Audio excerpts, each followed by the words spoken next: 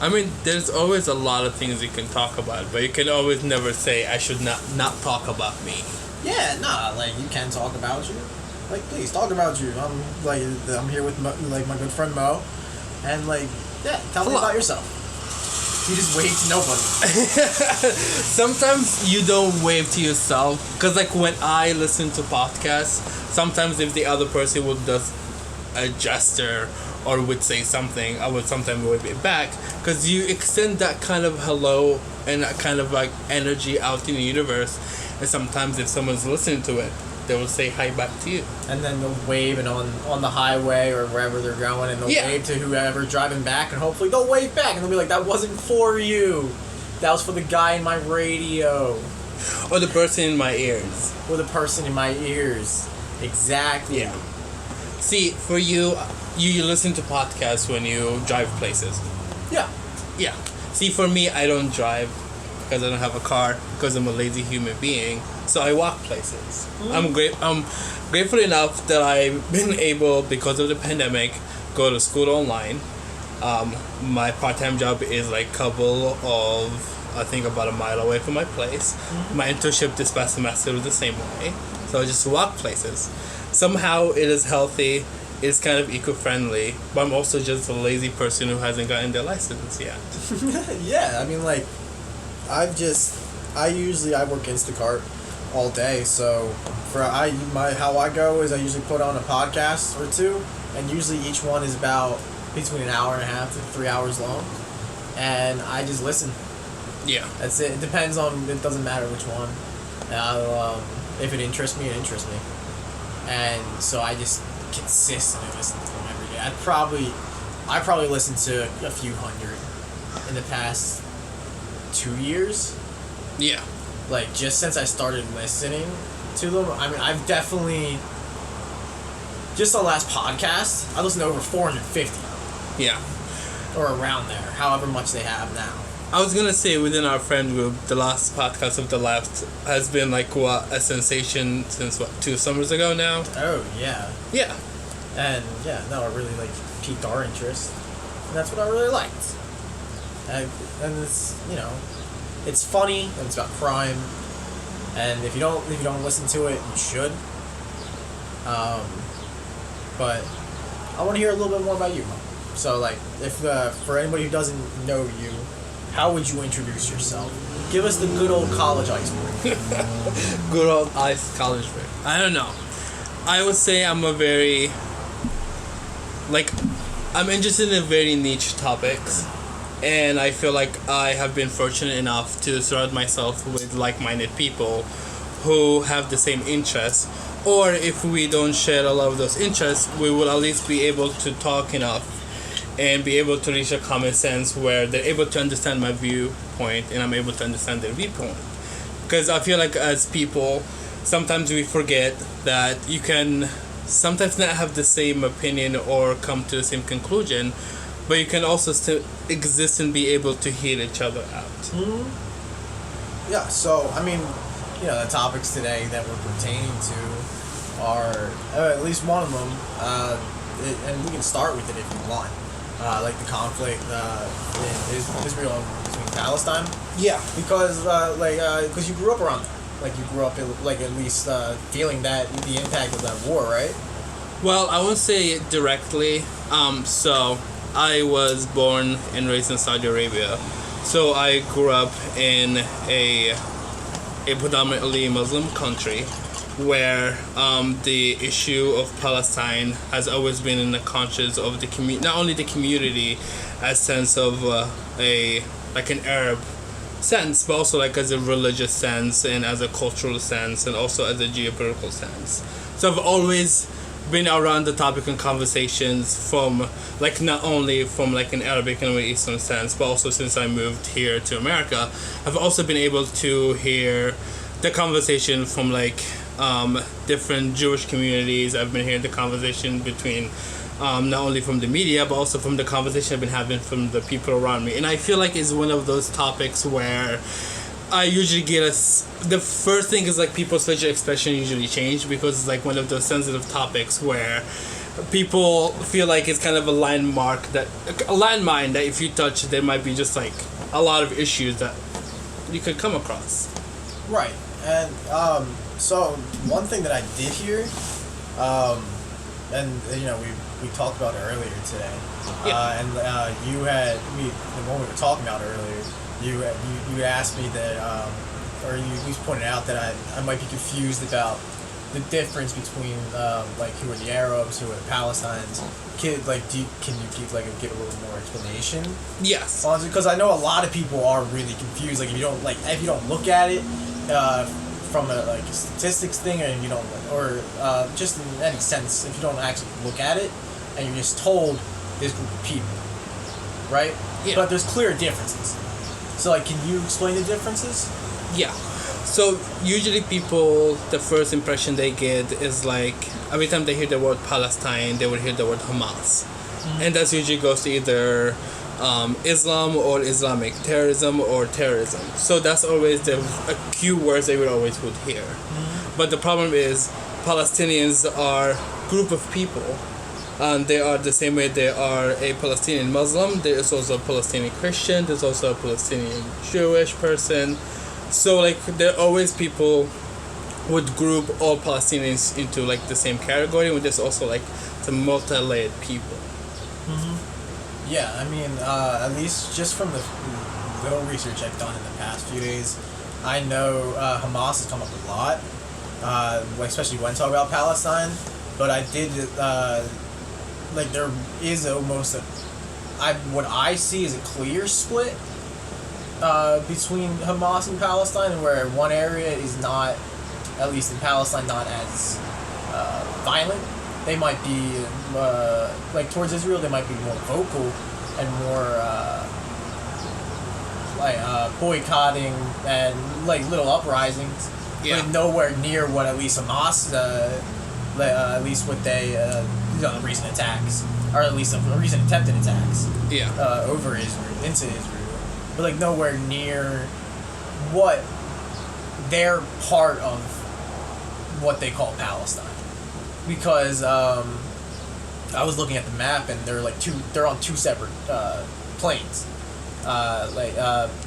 Hamas is on one side of Israel and Palestine is on the other, and that's something clear that I at least noticed. They're clearly not the same group, but their, I guess, foundations are built upon the same thing. Depending on how foundation you're talking about. Right, one is Hamas is the more extreme version. Yeah. Of what the what Palestine wants, at least once, right? I would say that's a conversation that the Palestinian people can answer. Mm-hmm. So I feel like it's an answer that either you and I can give. But I would say, in a lot of contexts, Hamas is considered an extremist group. Yeah. Yeah. Yeah, they're the extreme part, like how we, in this country we have far right, far left, they're the extremes. Yeah. Hamas is just they're the extreme of what Palestine is at least voicing. Yeah. They're voicing, we want freedom and stuff. We want our own state. We want to be free. Hamas is just doing it through violence. And we call that extremist. Yeah. Which is true. 100% true. In the simple context that we can put in this conversation, I'm not I'm not an expert in any sort of word. I've only done a few days worth of research on it, but I'm just just trying to point out at least a small difference in the two. Yeah. And I think for me, the strongest voices or the things I have been seeing were so what I have understood is this current, if you want to call it conflict or whatever language you want to use, it started when a court ordered a couple of people in a neighborhood in Jerusalem to be evicted from their homes. Mm-hmm. That's where this entire, perhaps people are saying where this entire conflict started. Right, this specific one, because It's been going on for much longer, but like this specific uprising, Yes. like uptake in like the where it eventually led to the missiles. Yes. And those kind of like led to a certain protest, and the protests were happening at the last days of Ramadan, which I don't know if you're familiar with. That is one of the holiest months for Muslims around the world, especially those who live in the Middle East. Right. And Jerusalem in Islam is considered one of the holiest places in our religion. Is also houses one of the religious sacred sites, which is the Al-Aqsa Mosque. And during that like protest, the I think they're called the IDF went into the mosque and like The IDF, I think it's the Israeli Defense Force. I have no idea. I'm pretty sure I have it in my notes somewhere. Let me get to it. And it is. I just know the acronym because it's somewhere in here. Thank God that I can edit this. Israeli Defense Force. yes, the Israeli Defense Force. And we'll get to them soon because they are crazy efficient. No, crazy efficient. At least just in general, but like, go ahead. Yeah, went to the mosque and afterward there's like violence happened on the mosque, and then Hamas. But the more of that conflict started from there. Like I feel like that's where. Not feel like again. Sorry, that's where it started. Right, and I think to put more terms and numbers, what I found, at least in the past few days, was 600 worshippers were injured in what actually looked like a police attack. I'm not gonna say that it was 100% a police attack. I don't know, because I don't know all the details. Yeah.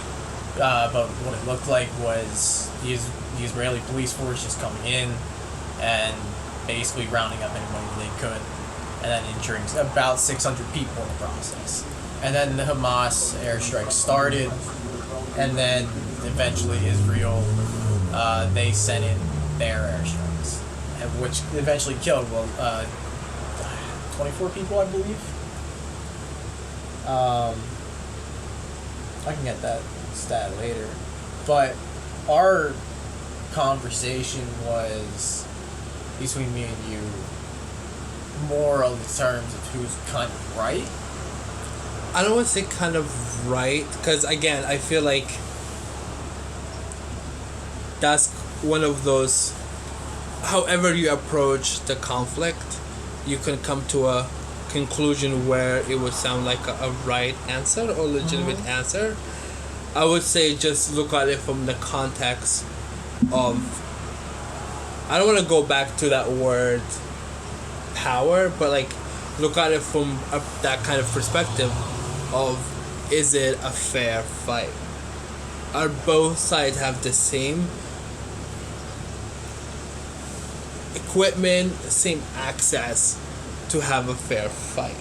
If we're saying this is a conflict, because like the word has been like going on around a lot is conflict, but when we say conflict, in your head the image that comes to your head is like two sides that have the same equal amount of resources that are going against each other. But in reality, if you look at it from the context of what is happening, it's not. Well, you're looking at it like that, but you're also, at least in the airstrikes sort of way, Palestinians, they sent a lot of missiles. A lot. And it kept happening and happening and happening, and it did not stop. It was hundreds of missiles. And I believe 90% of the missiles were stopped by the IDF. Yes. But 10% hit. I don't know who was killed. I don't know who was injured. But, and then Israel sends over a few missiles and it kills people while they claim and what looks like that they were shooting were military targets, but also while in the same place were civilians. So, do you think it would be fair if the missiles hit? If more of those missiles hit, would this be a different conversation? I'm not saying that.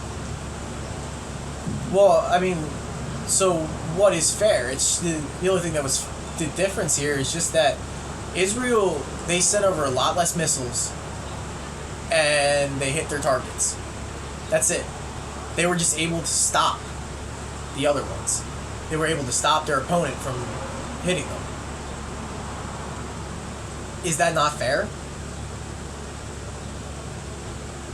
Right now, if we were forced into a bunker all night long, and you knew missiles were raining on your head, and they just kept smacking down, and the next day you got out, you would want somebody to pay for that, wouldn't you? You would also want that to stop. Because we lived like that, throughout all World War I and World War II? Shell shock. If that's happening to you two the whole time, you're gonna go crazy. So, is that fair?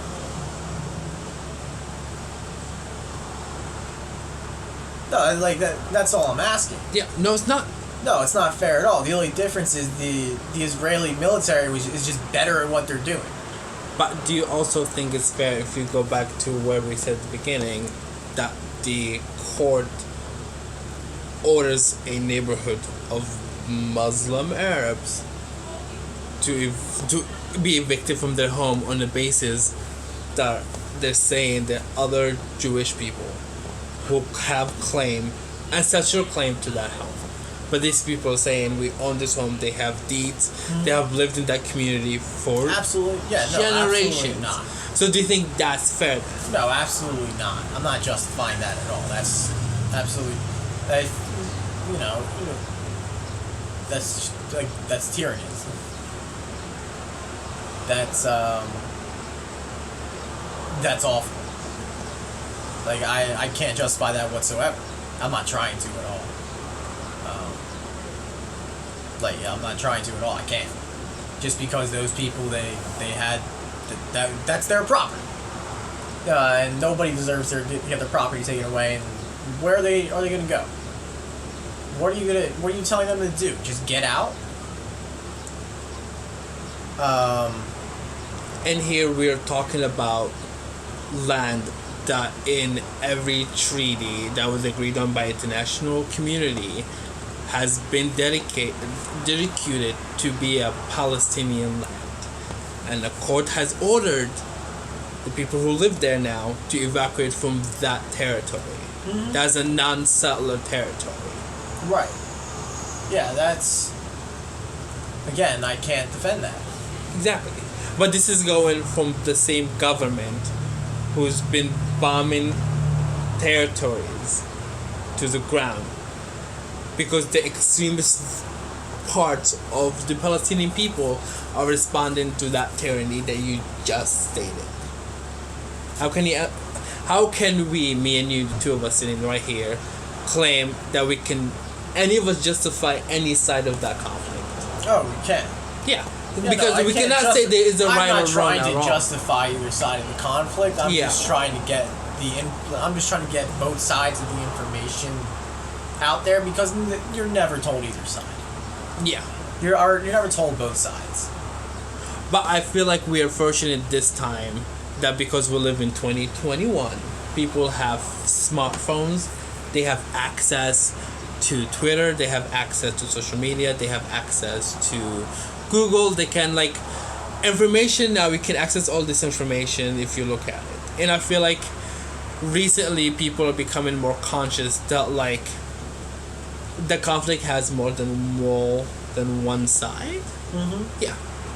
Yeah, I mean, it's nice living in this age, at least right now, where we can, I'm able to go on YouTube and see both sides of the conversation. I'm able to go in and be like, all right, this is what the left is saying, and this is what the right is saying, and then you're able to see less and less bias in it, Yeah. I guess. At least in what the similarities that they're saying. And that both will eventually show you the whole story. Yeah. And that if you look at just one, you'll never see the whole story. Because you'll only see that's whatever that side wants you to see. Right? Yeah. And I think that's true. And I think that's what is at least killing us as a country right now. We became very divided, or we keep becoming more divided. And, which, I mean, it's been happening for a long time. But I think if more people were able to see that they do have similar thoughts to, let's say, the person on the complete opposite end of the spectrum of that, then they could start having a conversation there, to where more and more people, as time goes on, become more moderate, I guess, and we can hope that. But I mean, the trend is going differently. Yeah. We live in a hyper-polarized society where right now people will, rather than like confront something that feel uncomfortable or might challenge their belief, I'll just look into that voice or that opinion that just agrees with their reality. Right. Yeah, nobody now wants their opinion, I guess, challenged, which is really upsetting to me. I mean, because once you challenge their opinion, they immediately start attacking you. And then they stop making sense. Sorry. But once they stop making sense, then they try to hurt you. So it really just and then there's the pile-on community, at least in social media. Whereas how, if you and I were having this conversation, we would not be having this conversation over social media. We could not. I don't think so. But like dozens of people would be, not dozens, like I'm not saying we're that popular, but if we were popular and we said one of these opinions online, right, we'd get both sides saying, "Are you crazy?" or one side saying, "This is amazing, this is the greatest thing you've ever said," and then one other side is saying that you're Satan, you're the Antichrist, in which we all know you are, but I am. Oh, Kevin. But getting back, wow, we have to get back to that. So do you know the overall history of the conflict? At least in a broader term? No. Alright, so... Because what I know... Oh my god. So, I learned the conflict, like, growing up. Going to a school in the Middle East, I learned about the conflict from that point of view. Mm-hmm. And then when I moved here, mm-hmm. I've learned the American point of view of the conflict. Sure. So, and since then, what I think, what the opinion, not opinion, but what my understanding of conflict is, I wouldn't say confusing or confused, but like, I can say I can give you a general history of it and be accurate. Okay. So, how about I'll go through like a timeline? Go. And like these are just the major events. Yeah. And then piece in what you can where we can. So I'm gonna start modern history. So around World War I is when the British defeated the Ottoman Empire, right? I'm pretty sure that's when they fell. That's when the Ottomans fell. That's when they obtained the Middle East. During that time, Jewish people were proceedingly saying, we want our land, we want land. We want to be safe. We need somewhere to be safe. And then after World War II, and after the Holocaust, Jewish people were begging, and the British were like, okay, just drop you off the Middle East. But what they weren't expecting, or what they could have been expecting, I don't know, was that dropping off these people inside the country of enemies, just on all sides, they thought that would be a good thing. I don't know. But then that's really what the conflict started, because they demanded that people. I mean, the housing thing isn't new.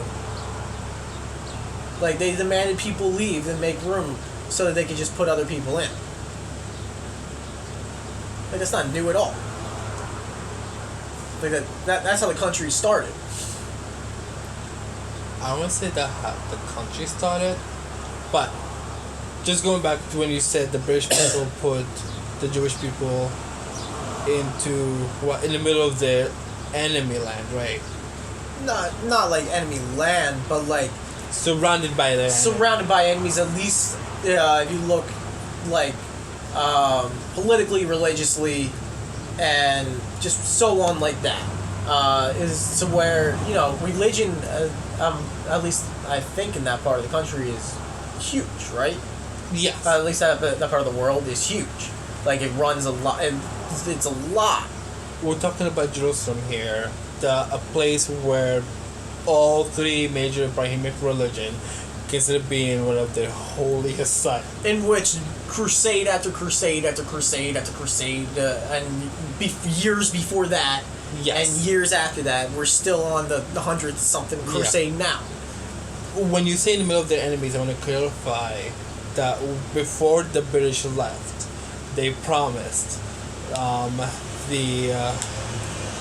the person who was the head of Mecca at the time, I forgot his name, Sheikh something. Mm-hmm. The British promised him that the land that stretches from Middle East to Yemen to Palestine to be given back to him, and then that would be given back to the people of the land. So when you're saying the middle of their enemies, the Jewish people were brought into a place where people were considering, we now have our land back from the British, so now we can govern our own selves. Right, and then to the surrounding areas, it was, you were given this land by the West. Yes. And so why should we acknowledge that? Or at least, you were given the land from somebody who's lived over there. How is the West viewed? How is America viewed? Like, from the average everyday person over there. Yeah. How would you say that they view? What was your view of America growing up?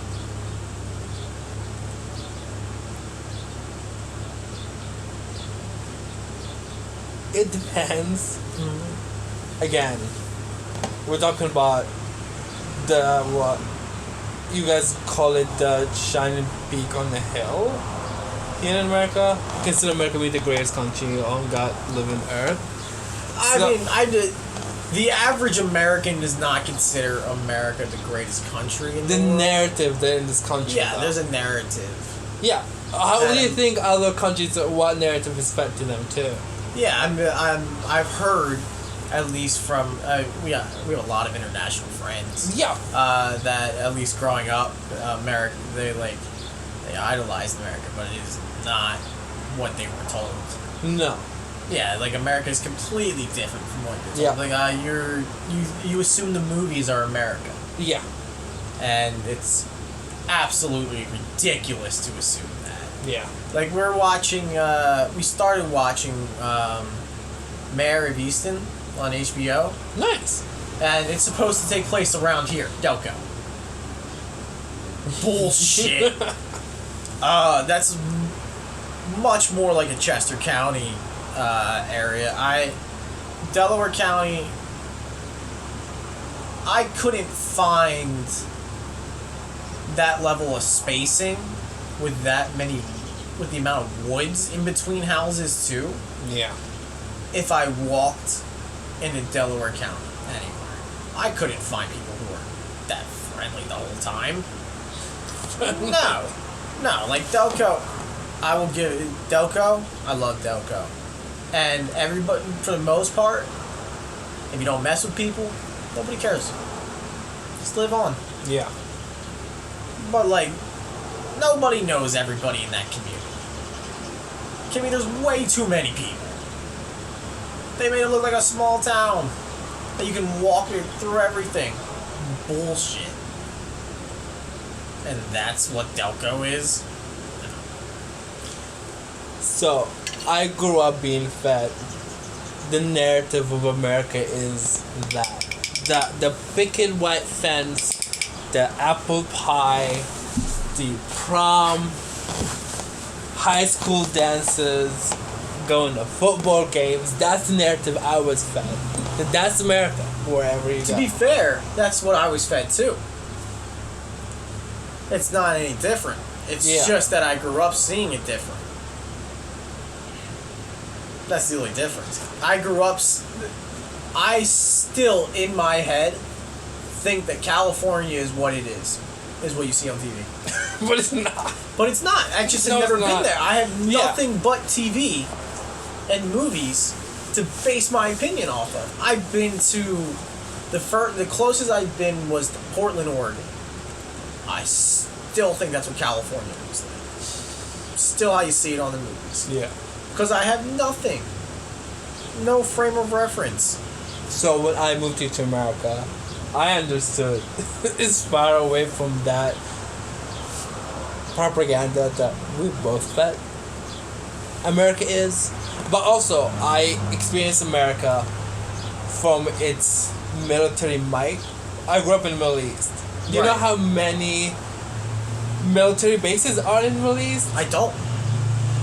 If you look at a map, I think this around Middle East more than a dozen American military bases. Right, okay. I'm looking it up right now. So, how did you view the soldiers? The ones I came in contact with were nice people. I feel like once, because I was fortunate enough to begin learning English as like an 8-year-old, around like 10, 11, or 12, I was able to like be able to have conversation in English fluent enough to be able to speak to random people. So I used to practice on like just every time I made someone foreign, I would just strike a random conversation with them. So the Americans that I came in contact with in the Middle East were nice people. Right. Okay. Did they? So, did they stay more to their camp, or were they more in like the towns? At least during like the day. Like, did they make their presence known more often than not? No.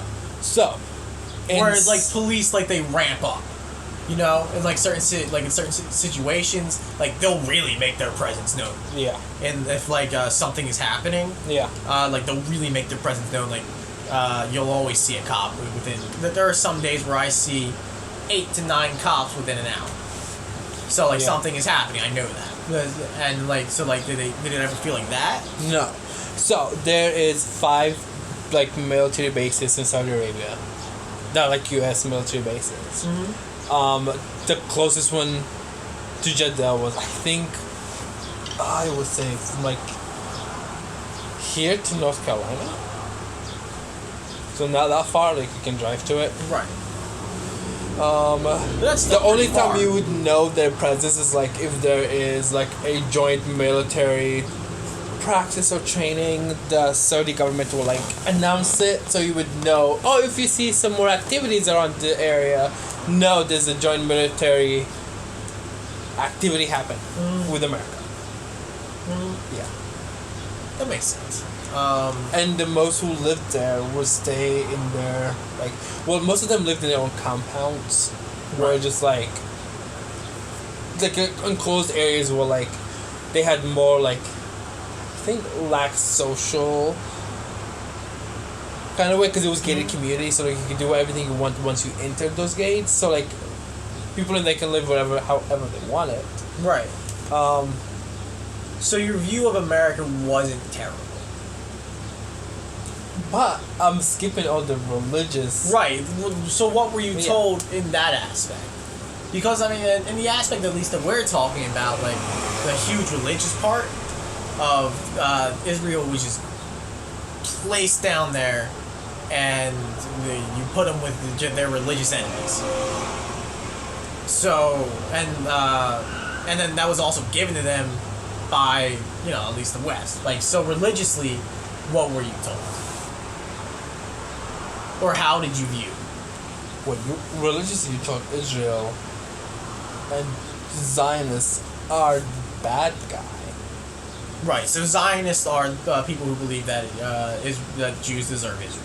Yes. That's it. That's what Zionist is. That they believe that Israel deserves at least a state. That's what Zionists are. I believe. I don't know the exact definition, but that's my vague understanding.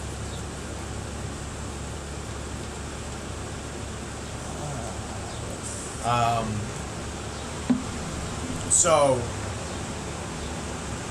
you were taught that they were bad? No, not the bad guy as they will annihilate Arabs to claim back what they believe is ancestry belongs to them. Okay. So it's more of this land is ours. Yes. And it's a lot of you don't deserve to take it. That's it. Like it's our land. Yes. Okay, that makes sense. That makes a ton of sense, and that 100% makes sense why they just keep fighting. Yeah. You're not taught that every Jewish person is the bad guy. You're taught the Zionists who been, as you're told, been breaking international law since I was a kid and going on Zionists for raiding Palestinian agreed upon land and areas by international law are doing that because they believe that this land originally belonged to them by using religious doctrine. Okay. Yeah, that makes sense. And they have the backing of not only the United States, but every Western power there is. And you as a Muslim person know that you have nothing to say against it. Well, yeah, because, the West, the more civilized you get, I guess the more you feel you have a moral responsibility. I say that with air quotes, Air quotes. because our moral responsibility also entails that we get all of your stuff. America's Negan. America is. You're not wrong. Wow. I mean, America has territories. America is an imperial country. Guam is a territory that America owns.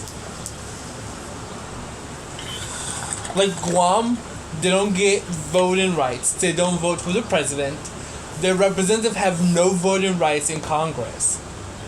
We just own Guam. Yeah, we are Guam. America, for those of you who don't know who Negan is a Walking Dead character. Played by, in the show, Jeffrey Dean Morgan. I absolutely love that guy. Great guy.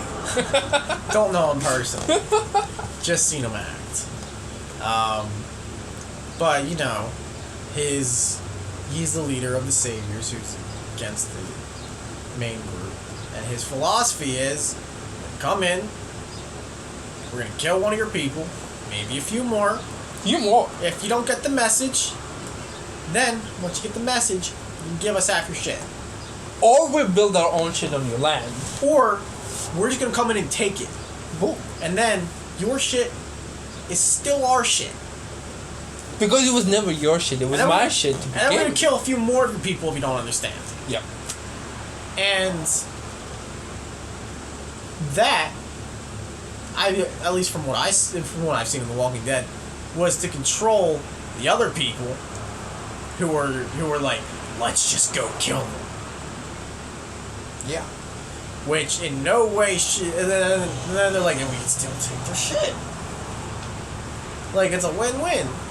But we, America, I believe, is Negan.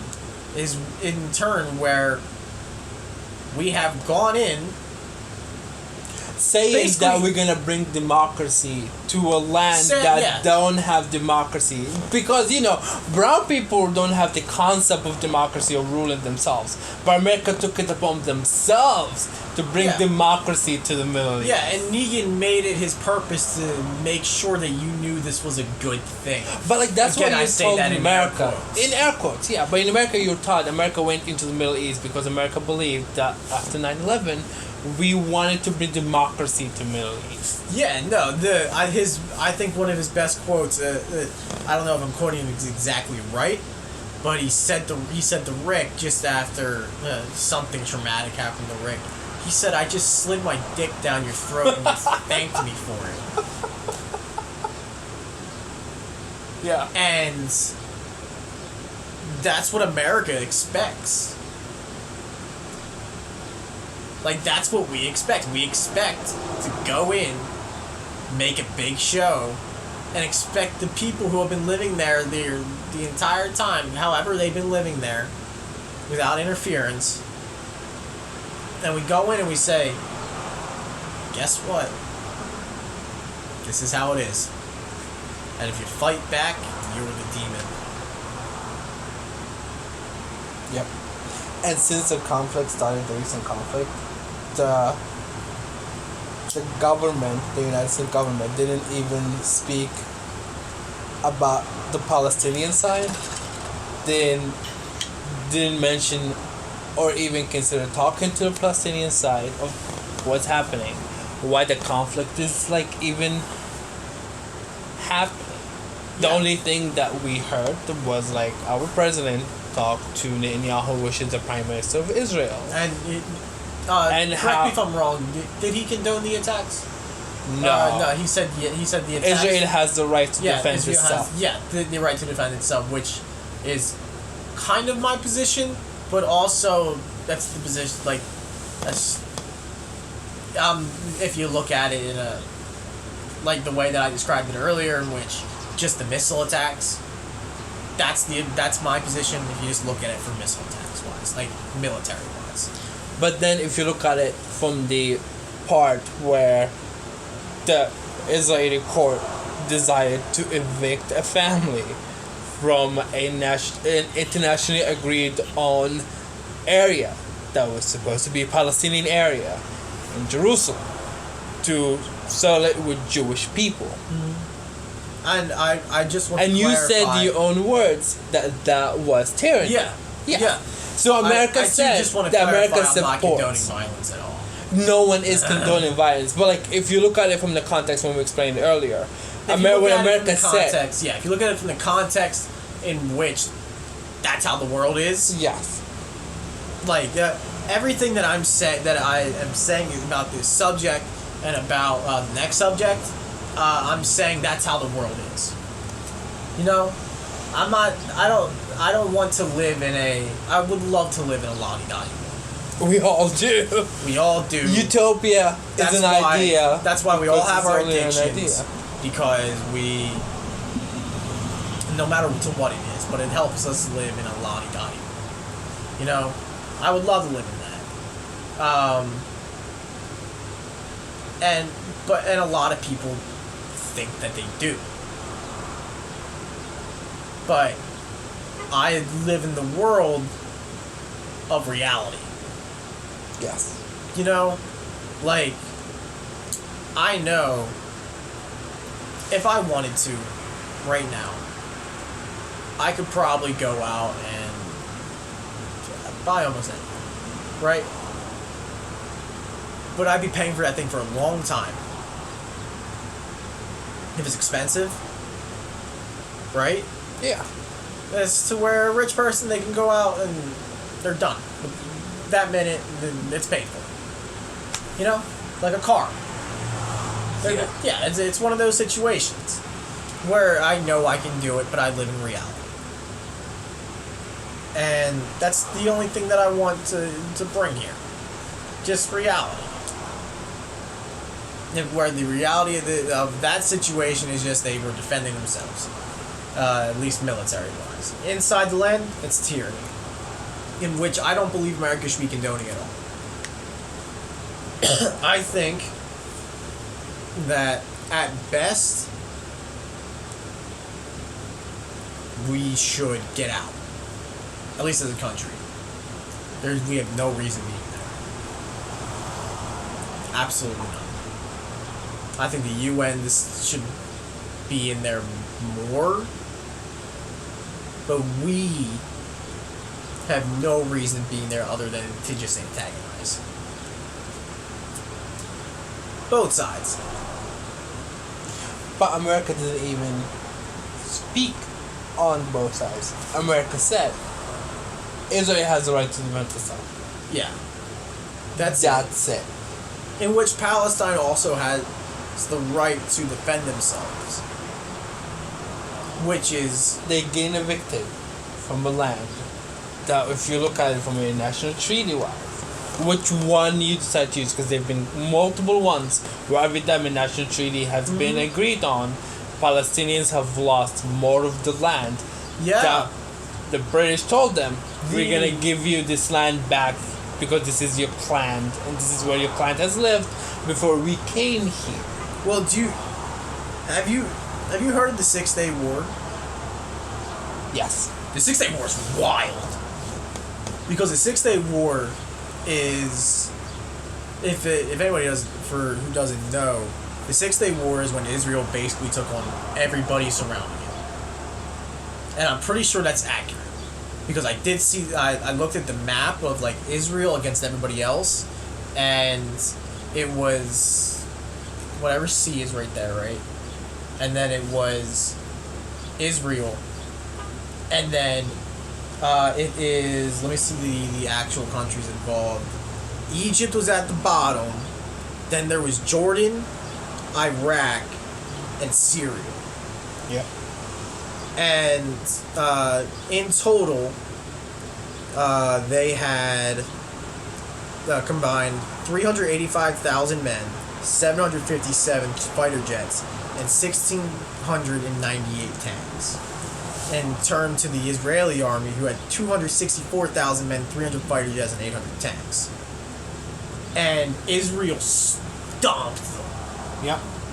Because of the IDF, the Israeli Defense Force, which I don't know if they use military tactics the whole time, but from what I saw and what I was a little bit what I read and what I listened to, they used a tactic in which their fighter jets could get all around their country in 8 minutes. That's while turning too. Yeah. Which, you know, you don't need that many jets to defend. So they would, the first day they just defended. And then the next 5 days they just kept pushing out. They attacked everybody. They weren't expecting it. Because why would you expect that? Like, that's crazy. That's basically, like, if right now, then there was Tasha and Haley. Yeah. Right? And there's me in this corner right now. Coming at you from 3 sides. You're all running at me. And I'm just sitting here and I'm like, what am I supposed to do? And then out of nowhere, you're all on your asses. And you have no idea why. That's basically what the 6-Day War was. Do you know But the outcome of that was Israel got a ton of land. They took a ton of land from Egypt, which Egypt eventually got back. Yes. And then they took Jerusalem. Exactly. Do you understand why this is one of the hardest topics that people really do not want to talk about? Because they try to make it mono-religious, less mono-religious. yes. They tried their best to not make it mono-religious, but in turn, kicking out the Palestinians all that time for this time, and then you've been at war for so long, you stop letting people in. So again, I could be completely wrong, but I'm just looking at it through a history point of view, and I'm looking at it through a more government point of view. And so I believe it probably, at least to some people, would turn out to be more mono-religious instead of, multi-religious? I don't know. I don't know what the term is. Well, Jerusalem is a place where all three of the Abrahamic religion claim has a significance to them. Muslim, Islam, Judaism, and Christianity. Yes. Right. And, there is where God basically said, you're going to get it. And everybody's been fighting for a very long time Yes. to get it. And in the treaty before the war, it was agreed upon Jerusalem is not going to be for anybody. Because, Right. their treaty was signed that Israel had their own land, Palestine had their own land. And then Jerusalem would be independent. Yes. Kind of like Not how- independent, but everyone has a side to it, but the whole Jerusalem city doesn't belong to Palestine. The whole town is not Jerusalem for the whole town. Kind of how Catholics, they have, what's the city in Italy? Wrong. Not Rome, but it's Vatican. The Vatican. The Vatican is like its own little city inside of itself. Yes. Inside of Rome. Yeah. It is where it's completely independent. It's its own thing because that's where the Pope is. And during this time, we're talking, the Palestinian had their own access to land, air, and sea. They had ability to travel, to move around. They had more land. So And arguably they would be flooding in this to Jerusalem. They can go anywhere. They had freedom Yeah. of movement. Yeah. So you would assume at least during these days and ages, more and more people will be wanting to go to Jerusalem. Yes. At least even in a tourist aspect. But we're not just talking about Jerusalem. We also have to talk about the West Bank, and we're also talking about the other other territories of Palestine. Right. Palestinians had more land at this time, and they had free movement, and they had control over land, sea, and air. Okay. After the war, Israel decided not to go back to the agreed treaty. Which treaty? I don't know the name of it. But after the war, Israel decided they kept some of the land that they took over after the war. The Camp David Accords? Yes. Okay. Yeah, the Camp David Accords, where Israel gave Egypt back their land. Yes. But in that term, it was between the Egyptian Prime Minister and the Israeli Prime Minister, in which they came to America, 1978, under President Jimmy Carter. See, I did my research. It's Good. wild, right? And in turn, Israel gave back Egypt's land. Egypt gave access to the Suez Canal. If you look at it from the West view, it was an amazing treaty in which, democracy wins. But if you look at it from the other view, I'm pretty. The Israeli prime minister was, or no, the Israeli president was threatened and then eventually killed. By at least the extremists in the country. Because he gave back a land that the Zionists believe is already their land. Right. Those extremist faction, are the one who are now in control of Israel.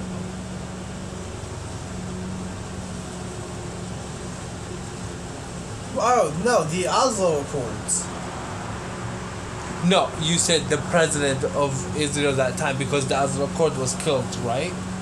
Yeah. So he was killed, and then the Oslo Accords were taken into effect. Yes. And which it made it look. At least we all hoped that it would give the Palestinians more authority. It didn't.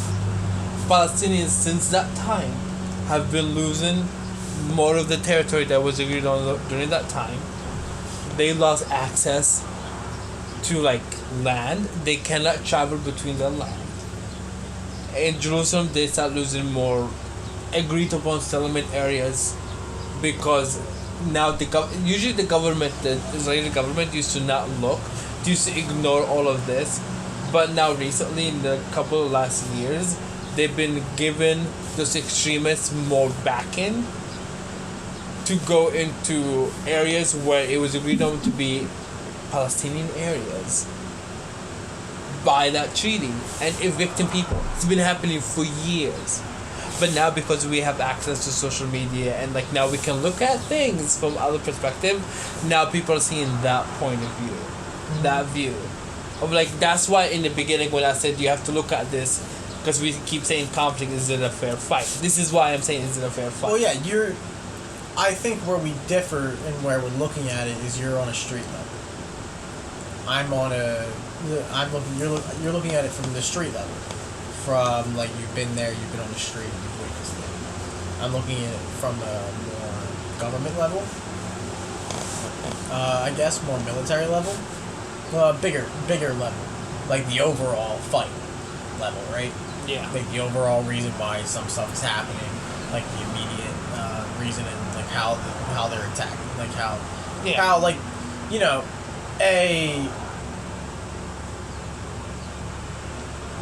the systematic movement of people out is not the raining missiles down, right? You would expect it's just such a quick movement of events, which I think caught a lot of people off guard why people are very hard to forget that Israel's kicking people out, right?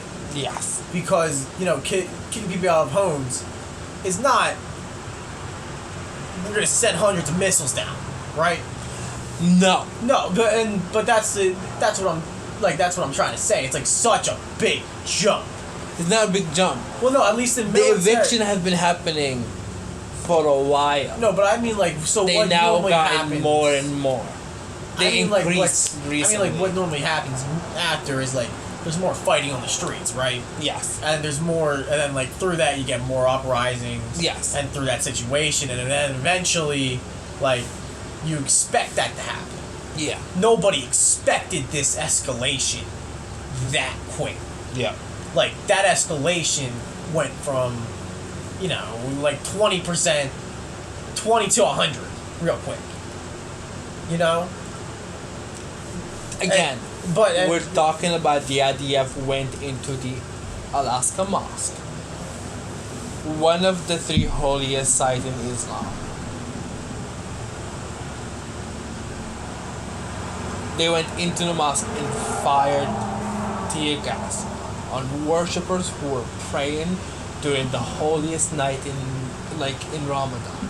Mm-hmm. The IDF just went in there because they were holding a protest during that time in solidarity of people being kicked out of their home because the court decided that to kick out people from their home that they had deeds to the land was agreed upon by that accord that it was a Palestinian land, but the Jewish government decided to nope, now we're gonna just put Jewish people there. And you said yourself is tyranny. No, yeah, that's absolutely tyranny. Yeah. It's absolutely tyranny. The only argument that I'm making right now is just that it's so hard to see. It's hard to look at, like from an outside point of view, that it's so difficult to look at because of the insane escalation, right? Because it's not the insane escalation. Well, no, this has happened before. I know, but the missiles. Even the missiles has happened before. Uprisings has this kind of fighting has happened before. Do you know what the difference this time is? We have access to more of it. Right. Yeah, we have access to the actual events. We're seeing now videos of Israeli people not only chanting death to Arabs, but going around smashing Arab stores. But we also have Palestinian people chanting death to Jews. Yeah. Yeah. So, neither side is innocent. Because did you see the video of the people in the building that they bombed the night before with the tanks? Yeah. There, and the tanks were firing, and they were chanting. Like that, they were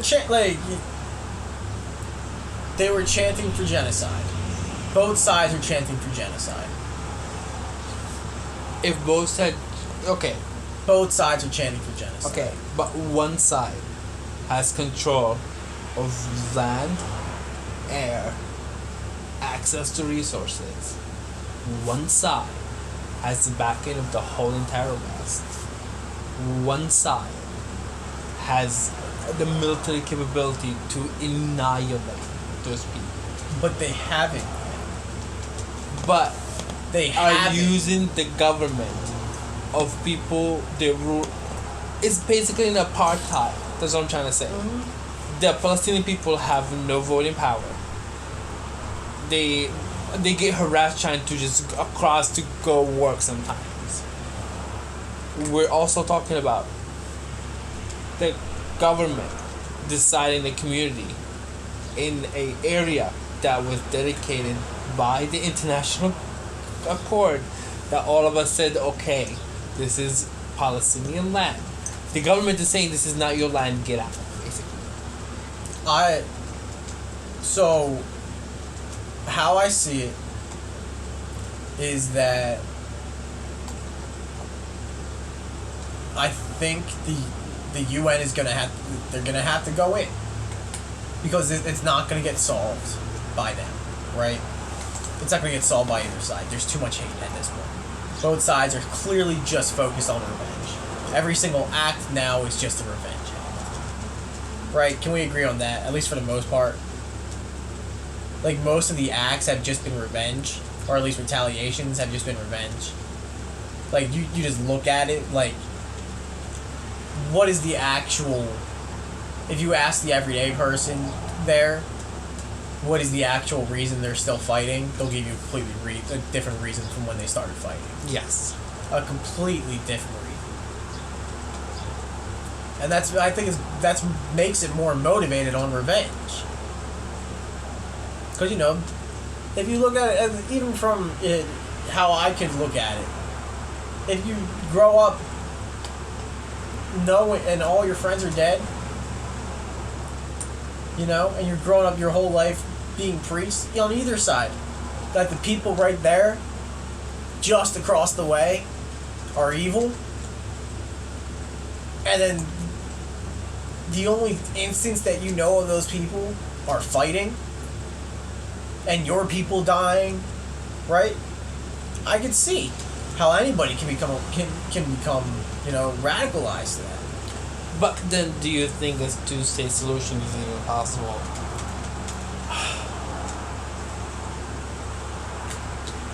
I don't know. Because your only long-term solution is move Israel. To where? Move who to who?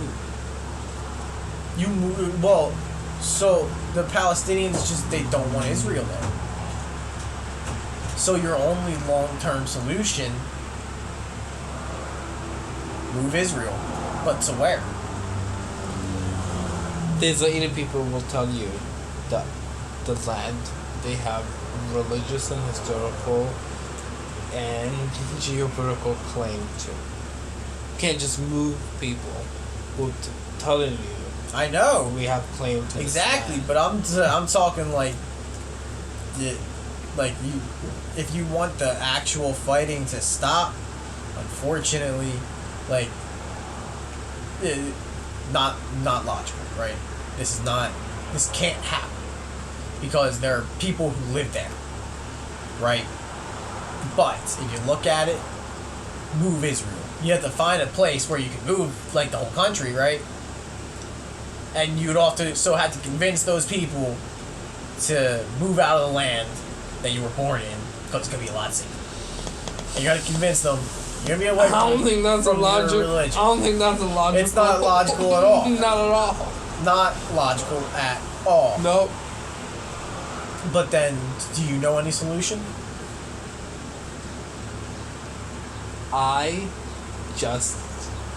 There is no solution, but at least all I'm saying is one side doesn't have citizenship right, doesn't have a voting right, doesn't have any international recognition whatsoever. Their literal government is not even recognized by any international or any government whatsoever. Yeah, so the Oslo Accords basically just put in a figurehead for Palestine. Yeah. Yeah, and it gave them some authority, not much. Like, it was basically like, we'll give you some rights because we're just gonna shut you up. Yeah. That's kind of what the Oslo Accords were. And you know the other thing is, we do fund Israeli We do, but we also military fund the Palestinians. humanitarian. Oh, well, we fund both sides. Humanitarian. Go on with that. Well, because Israel has control of land and sea, all the humanitarian that America tries to send, Israel has control of what goes in and out of the West Bank and the Gaza Strip. Mm-hmm. And trust and believe me, because Israel has control of resources, because now the government is a far-right government. It is. It's a far-right extreme government now. Yes. If you already apartheid people and you literally classify them as second citizens with no power whatsoever, and you're trying to kick them out of their land, how do you do that? You limit what? The resources. Yeah. Yeah, the government have been doing that to the Palestinians for years. Years and years and years and years. That's the ugly part that no one wants to talk about. Yeah, nobody wants to... Because when you say fund, great, yes, America does fund. Mm-hmm. But fund in what? If we're a capitalist society and we say that for something to be made, you give a cap. For a seed, when you plant a seed, you just plant a seed and leave it. You plant a seed, you take care of it, you water it down. Yeah, you water it down, and the seed grows, right? Mm-hmm. That's how we did with the Israeli defense system, because we funded the military, and they used that strategically to build the defense iron dome, which stops all the Hamas rockets from even hitting, and the ones that hit of course there will be casualties, and like me and you already said, both sides, no one's justifying any casualty whatsoever. Yeah. Here, if we're talking about power, both sides are not giving adequate chips. Correct. Both sides, but neither side is right. Neither side is wrong. But unfortunately, One side has power and doesn't. The other side doesn't. yes. Which, unfortunately, if you look at it on a street level, it makes it wrong.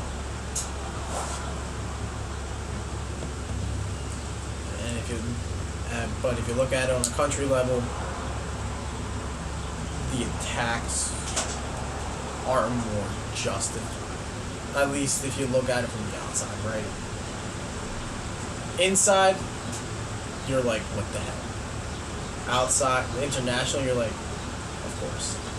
You know? Because internationally, you're not told about that. Internationally, you're not told about the people moving out. Right? Yeah. Internationally, you're told missiles were fired at us, so we fired back. Yes. That's it.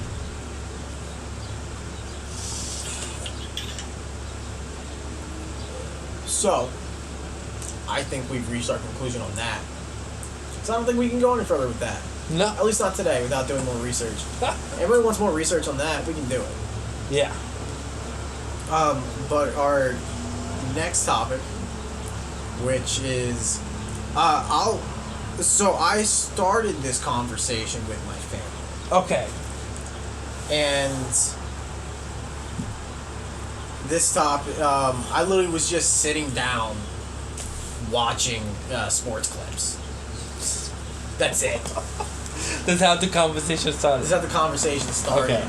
And then I saw a news story just popped up on NBC or CBS, whatever app I have. And it pops up, women's soccer team loses to men's under 15 Dallas Stars team. And I'm like, oh, that's not good for them. Like, just in general, it's not good for their image. Like, you don't want the U.S. women's team, right? The U.S. Olympic gold winning, World Cup winning team lose to a 15... What, like, they have 3? They won the last 3? 2 or 3, I think. Yeah, they have gold. They got gold the last 3 times. They're heavy contenders in the women's soccer world. They're the best of the best, hands down. They're like not Nobody just comes skilled, close. but decked with trophies. Nah, I mean I'm skill wise. They're probably. I will. So before I start this, I will Okay. say this. Say. Skill wise, I think in any sport you'll find technically. Like if you look at the technicals, I think most women athletes are better technically wise. So in terms of like just the technicals that you're taught early, right?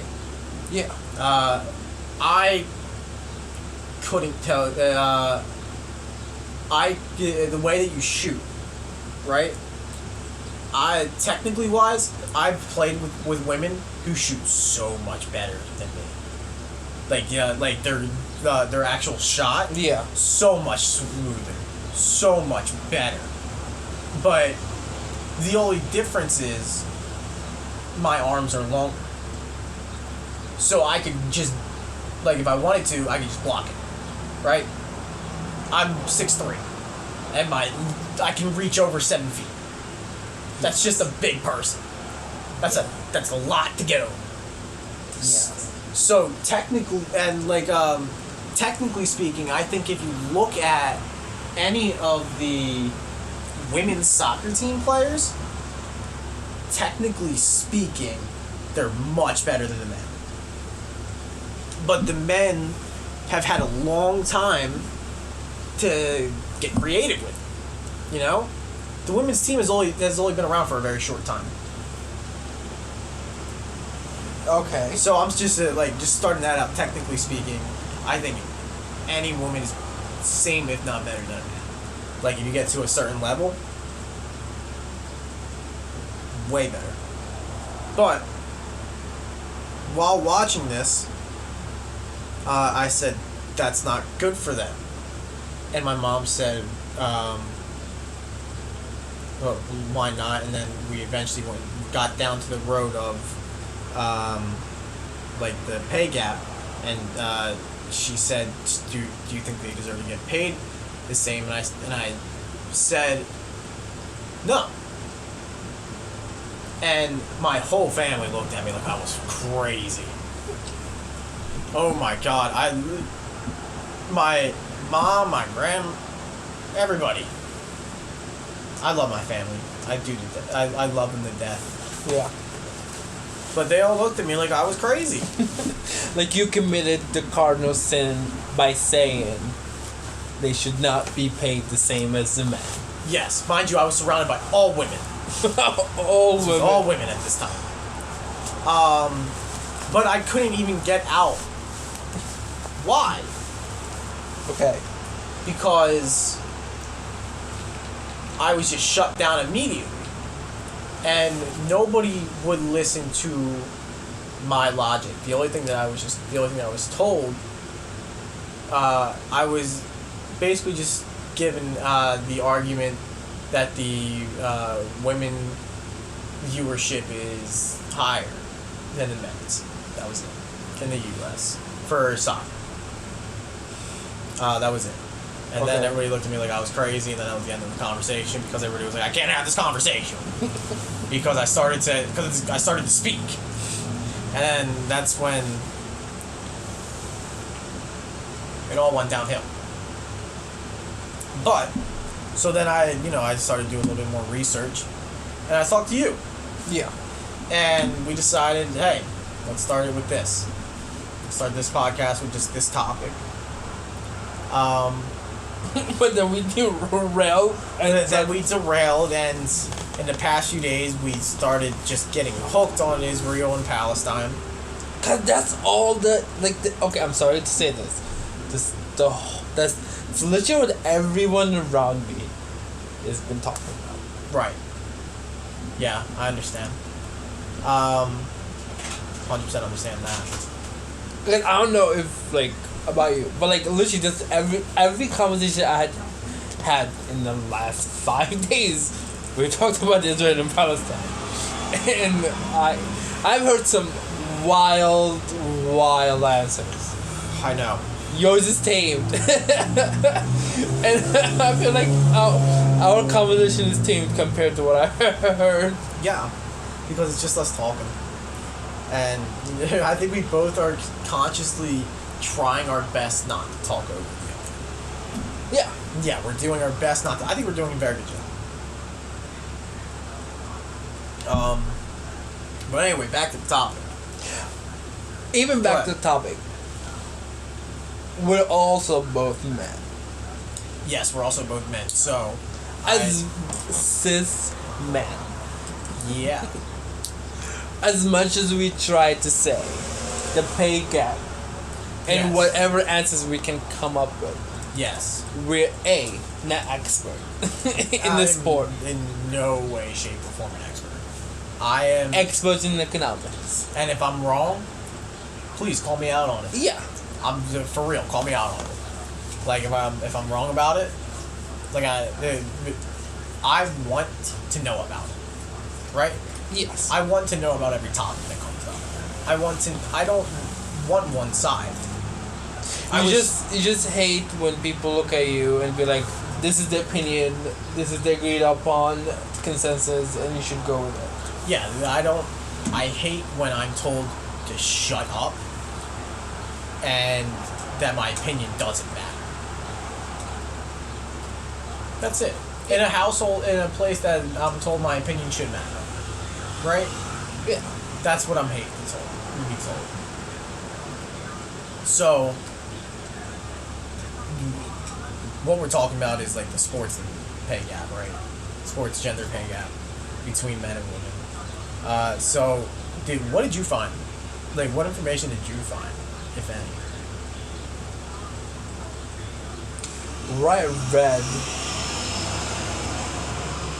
mostly said exists, there is no answer to it. Because every side has a claim to an argument. Right.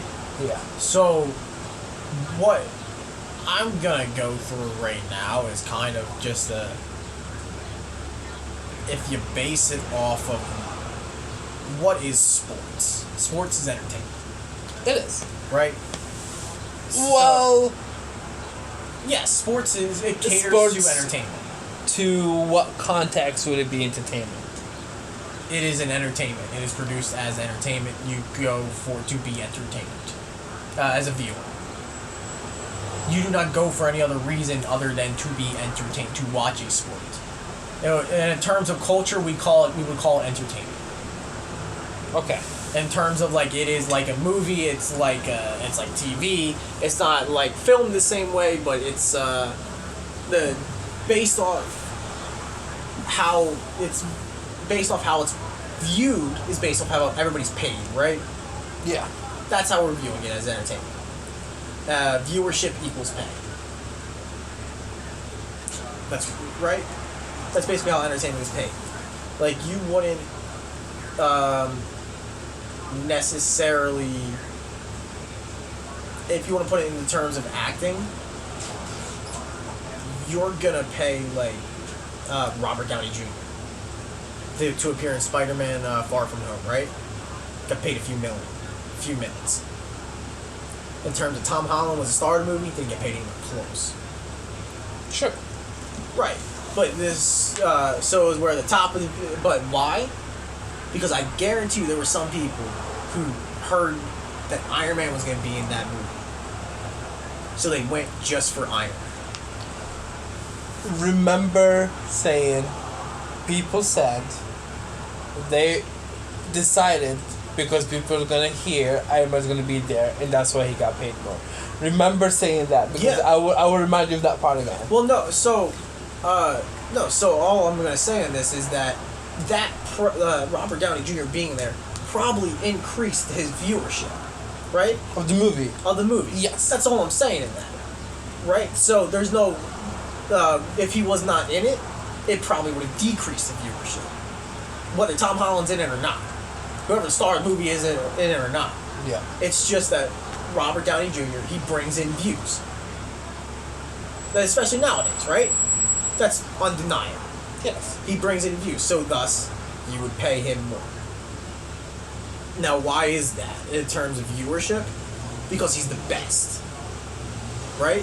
So then you get into another term of it, and I'll break down each of these terms eventually, but I'm just kind of comparing it, at least for right now, for some people who need a comparison to the entertainment business, right? Right. So, Because people have different definitions of what a sports is or what sports Yeah. mean to them. Because you look at it from that kind of a point of view or context, people might say they're just like looking at it as an entertainment, but sports is defined other things to other people. okay, let's look up, but culturally and business-wise, which is what we need to define sports as in terms in which are we going to pay them or not? Culturally and business, it's entertainment business. Okay. It is the entertainment business. I'm not saying it, to some people it doesn't matter if it's entertainment or not, but sports is in the entertainment business. That's how you Okay. get paid. And that's where this all comes in. I'll break down each one further in a little bit. But in terms of how do you get viewership, you become the best. And why is that? Because nobody wants to watch somebody who's a crappy artist, right? Like, I would much rather watch a movie where, we'll say Robert Downey Jr., Daniel Day-Lewis is playing Christian Bale, and so on. Those top tier actors that you hear of, I'd much rather watch one of their movies than, a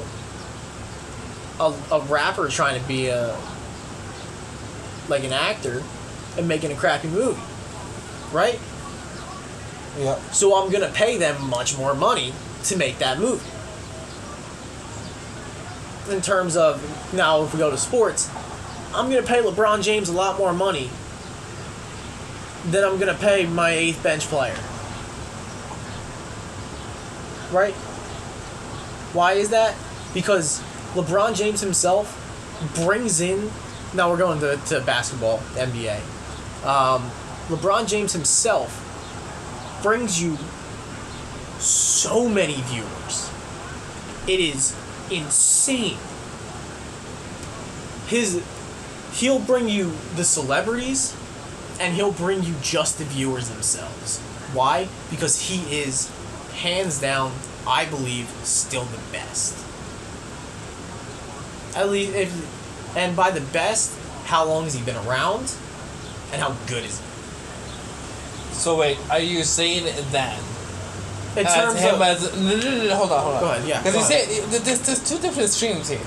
Are you saying, sports is an entertainment, depending on that you get paid depending on how many eyeballs you're able to draw in as a business, or are you saying you get paid more because you're an athlete who has some mixture sort of the two. It's a mixture of the two. Because so if you look in the if you look in it, I'll compare it back to acting. Technically, in what they're good at, Seth Rogen is a fantastic actor. Correct? Yes. I love Seth Rogen. He's an amazing comedian. Yes. But he's not going to get paid the same amount that you're going to pay Robert Downey Jr. Why is that? It's just two different forms. It's just two different, types of acting. Right? Sure. It's just, like Seth Rogen's type of acting is not drama acting. At least I haven't seen his drama acting. I've actually maybe seen one or two. And he's been good at it.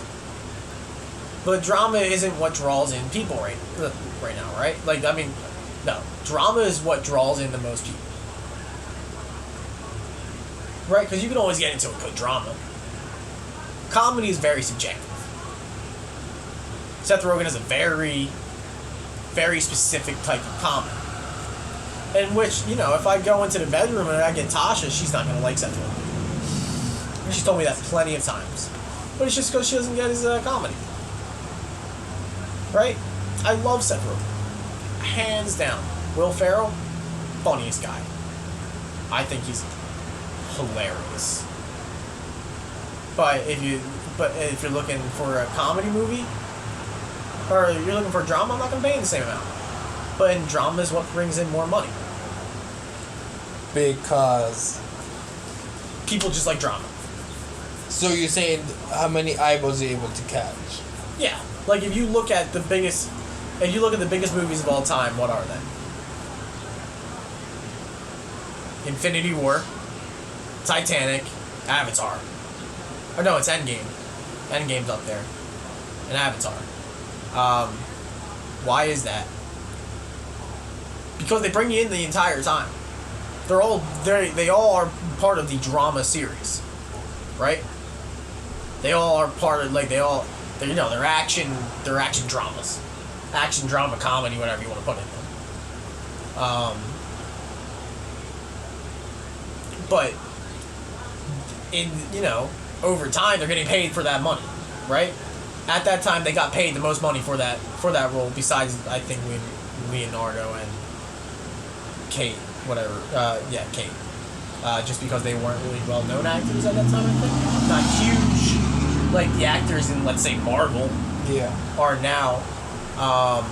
You said the contracts when Titanic was made for actors are different than the contracts. Yeah, obviously, especially look, at that time. We could bring it right back to Tom Holland, right, in the entertainment business. Yeah. He's in Infinity War. He's in Endgame. He's not making anywhere near the same amount of money as big time actors. Still, arguably, fantastic actor. Probably one of the better ones in that whole series. Yeah. In the whole Marvel universe. But he just hasn't been around long enough. He's gathering his following. Right? And in turn, each movie, he's going to get paid more. each new project, he's going to get paid more. Why?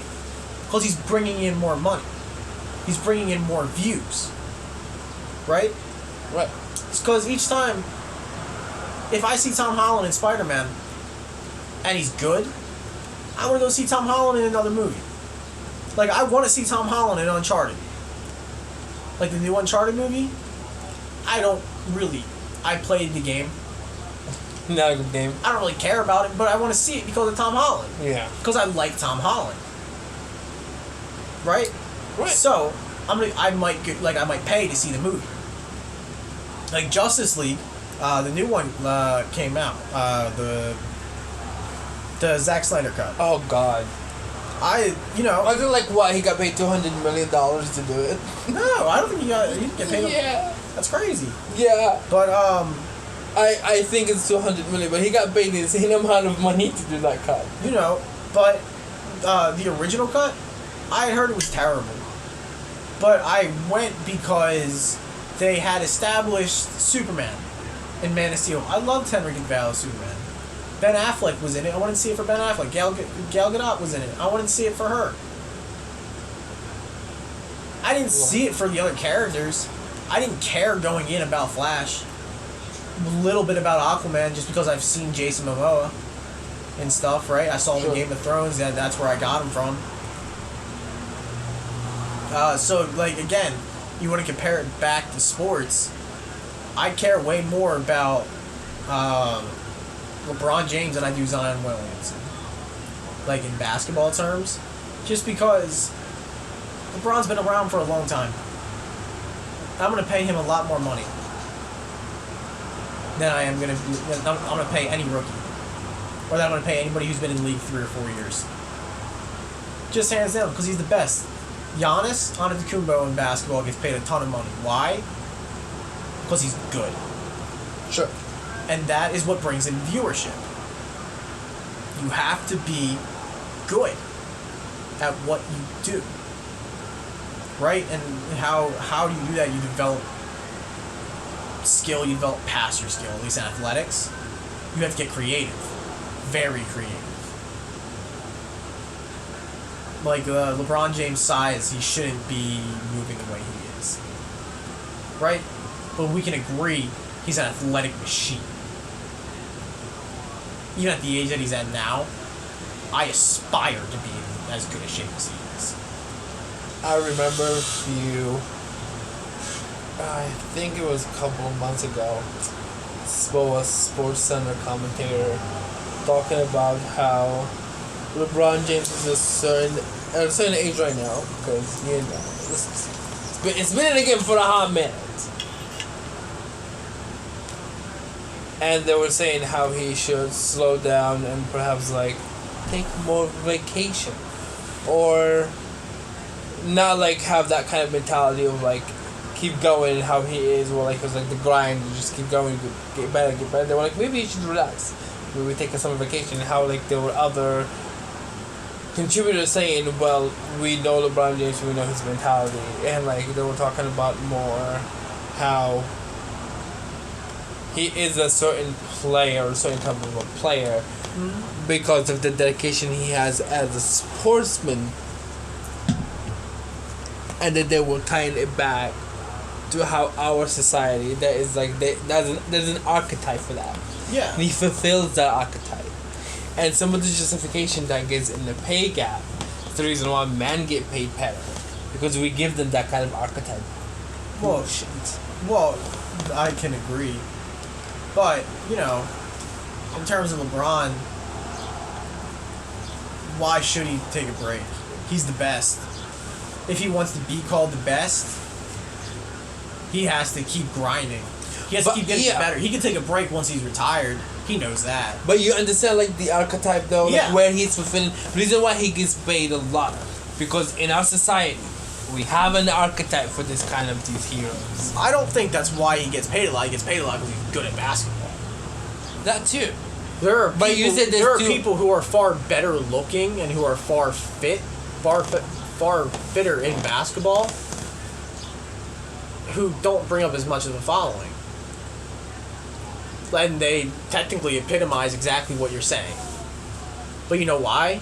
That they don't that they don't get the viewership that LeBron gets because they're not good, or they're good, they're not great. Right. And there's a skill difference there. And you know, LeBron might And notoriety. epitomize what we look to be But in a notoriety, person though. for like a man, like But at least physically.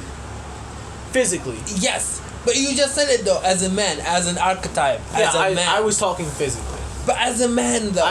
I physically. I but was it's talking still, but about. you're talking physically as a man. Yeah, because he is. You're saying you don't aspire to be fit. Yes. He is the pure. He is fitness.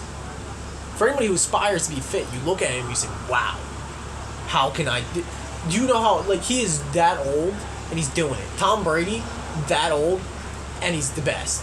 He's still the best in the game. He just won. They both just won a championship. Say the same exact thing about the best performing players in the women. You can, but then you have to. I want to ask you this question. Go.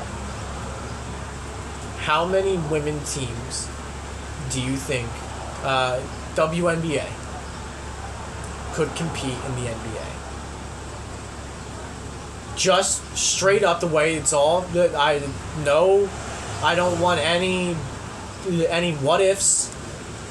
Anything else? I want a straight up answer of, in the current state right now, how many WNBA teams do you think could compete in the NBA? One, I have no idea because I know little something about basketball. Two, you cannot compare apples to oranges. How many U.S. women's? But you can't compare. How many? You not can't U.S. compare, women's. You can't compare apples to oranges. We can, because because we're comparing skill levels. That's what we're basing sports pay off of. Skill levels get you viewership. That's not just it. That is almost That's just not. partially it. Also, another thing, no. how long they've been around contributes to it a lot, because it brings in the emotional aspects. Okay. If you want to bring in the emotional aspects, the emotional aspects bring it in a lot. Because I'm more willing to be a fan of the 76ers, right? I grew up in Philly. Again, I you struggled. as a cis Yes, no, but man. I'm not the only one. You're not the only one, but I'm getting. We are the majority. You are saying what ifs. No, I'm not saying what if. I'm also saying you're doing two things. You're comparing apples to oranges. I'm not. Yes, you are. You How? just said any team in the women basketball can go over and compete with any team in the men. I'm asking you basketball in terms of will they win? And you said you did not give me any answer. You because said I said you can't because you compare. why? You compare apples to oranges. You're saying that you're telling me that you can't answer straight up if an NBA team would beat a WNBA Because in the team. hypothetical is That's not a gonna you don't have to. So then let them play. I'm saying, based off everything you've seen, based off all the skill that you've seen, and any clips that you've seen, how many could win? And I just asked you a question. I didn't propose anything. I didn't compare anything. I just asked you a question, and then you said I was comparing things. Because you didn't want to answer the question because you knew that it would probably be less than one. I don't say less than one, but I would say if we're talking about How many professional men against women, I'm saying the WNBA teams, if they're asking for the same money, then they Okay. have to play in the same league. That's how you would get viewership. so are you suggesting a way we can get rid of a pay gap is fuck having a women NBA and a men NBA and just have one association and one league, and everyone does it the same. But then how are you saying how is it one team from one can win against a team in the other? Because they can play, and I can assess. We assess who's going to win and who's going to lose before games all the time. A lot of time people are right, a lot of time people are wrong. We assess that in sports literally every single day. Almost every single minute we can assess who is going to win the next game, who's going to lose. And we base it off predictions, we base it off of skills, we base it off of how long they can play, we base it off of how old they are, we base it off of all these facts. Right? Okay. You are coming off of this not knowing anything about sports. I said I was an expert of what sports. Did I lie? No. But you're coming off of this based off of we can't compare anything. Why not? We have to. We legitimately have to. Because in sports and in entertainment, skill is everything. If you see a bad actor, right? The really shitty horror movies you've ever seen. Oh God, ever seen any of those actors in any other type of movie? Okay, ever seen any of those actors in any type of movie? Yes, every Hulu in the Dark movie. Those are not bad movies. Those are very good movies. To be fair, out of the on the scheme, not on the scheme. I'm sorry, on the meter of like horror. How much do you think they got paid? Probably not as much as someone who was in It 1 or It 2. You know why? Because it wasn't really that much skill is completely different. Okay. You're asking me you said how can I compare skill? I can go out and play them right now. That's how I compare my skill. I've done it. You're saying you as a person, I'm saying can go and beat. If I put you in a team of other men in your same height, in your same athletic ability, in your same basketball skill set, that's no way what I'm saying whatsoever. Then why are you saying it? So, okay. I want you right now to look up the average height of the WNBA point guard. On your phone, right now. I'm pretty sure it's not going to be the same height as a man. Okay, so that's going to be a contributing factor in what we look at. Yes. Every single position, a man is going to be bigger. Right? Arguably. Unless there's something that's like wild in terms of like this girl, she got a crazy gene, right? In terms of, like, you just look at averages. Sure. Every single position that you look at in terms of any sport, most sports, generally, a man is going to be bigger. Right? They're going to have a longer reach. They're going to have a longer stride. They're going to, unfortunately, be a little bit stronger in terms of, like, just how they're trained early on, right? And you have to look at all this and to assess who's going to win. Right? So, I said earlier, in terms of skill, I started this conversation off, saying in terms of skill, any woman is technically better, is as good or better than any man, especially at the professional level. Okay? You just started the conversation by saying that. I started the conversation off by saying that. Now, you have to get into terms of how quickly do you think one of the players can make it down the court, right? I'm pretty sure the men have them beat by a few seconds. But in the pay gap argument, the other side is not saying women should be paid the same as men, because in comparison between if a man team played against a women team, a women team would win. They're saying a woman should be paid the same as a man team.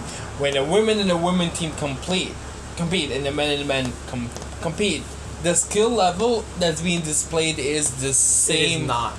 I It's can the show you a same. video right now of a U.S. men's. In comparison with how we define genders in our society, they're saying it is the same. It is. I can show you a video right now, and I can 100% completely change your mind.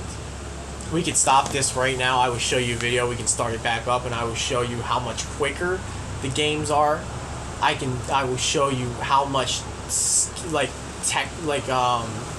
more creative it is. Yeah. Like the differences are. I can show you like how much more physical it is. I could show you the differences in tricks. And again, that comes up to another point that I made is how young they are. The actual league and women's sports. Yeah. That when the NBA, have you seen the videos of the NBA when it first started? Oh, I know. The little white guys, All... the little white guys just passing the ball around, dribbling it like this. Bad. They look like 5-year-olds nowadays, right? It was bad. I can guarantee you my middle school team could have beaten them. But you know how many years it took to get to this point? Skill-wise? A lot. Like, Michael Jordan didn't have the handles of fucking Kyrie Irving. Like, he didn't have the strength of LeBron James. But how many years was that? At this point, it was about 30 years ago, right? What? And the skills evolved with time. Now, as you can literally watch it in all women's sports. The skills have gotten better with time. They've gotten so much better. Sure. And in terms, what has gone up? But you don't think, Viewership, and in terms, but their money has gone up. but do you think it's worth it to invest to get there instead of for the women to be just like, oh yeah, we're gonna keep paying you shitty, but we expect you to have the same growth as the men? It's how the men did. had to go. No. The NBA did no. not. Yes. No. Yes. You think any sport started out getting paid well? I want to ask you that question right up. You think any sport started out getting paid the same amount that these players do right now? No.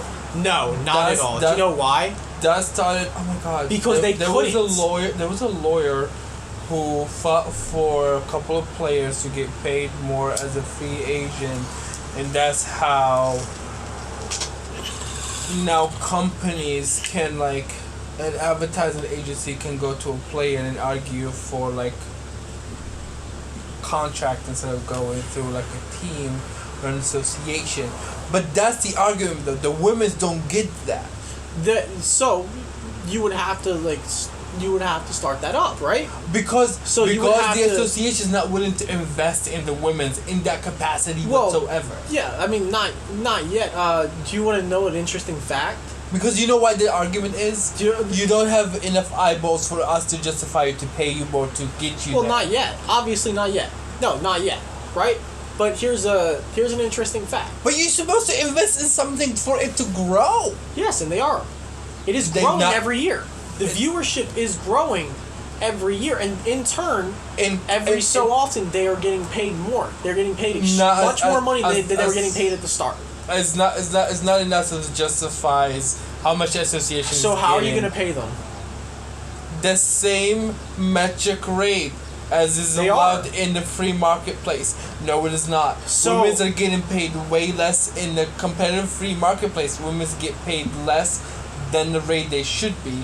I'm because- talking in sports, Muhammad. I'm talking about in sports too. So you have to look at it like this. How do the people who pay them based off of what? Compared to Viewership. the men. No. And the viewers No. compared to the viewership Pay them of the based men. off viewership. Of okay? the men, not between themselves.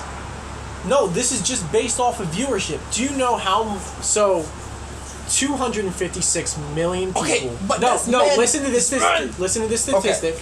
256 million people Yes. watched the 2018 Women's FIFA World Cup. Yeah. 3.2 billion people watched the Men's World Cup.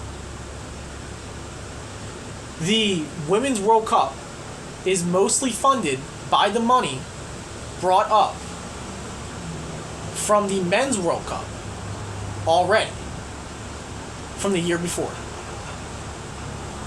Okay?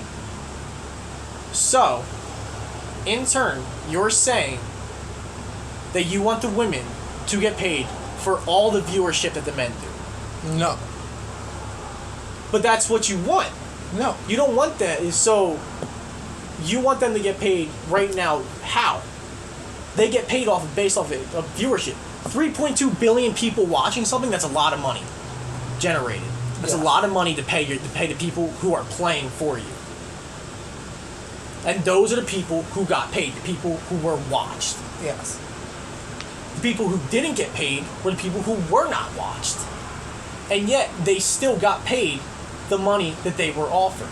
The women's soccer team right now technically made more money off of the World Cup than the men's team. Like, if you look at percentages, Yes. they made more money off of the World Cup. And they did less. They played skill-wise. If you look at the game between U.S. and Thailand, Thailand had absolutely no reason being in the World Cup. They lost 13-0. But why were the women but why were they playing? You asked me. Because the skill pool is so much lower right now. It's growing every year as more women get into the sports, right? Yes. It's growing every year. But you're going to sit there and tell me that they deserve to make all that money? No.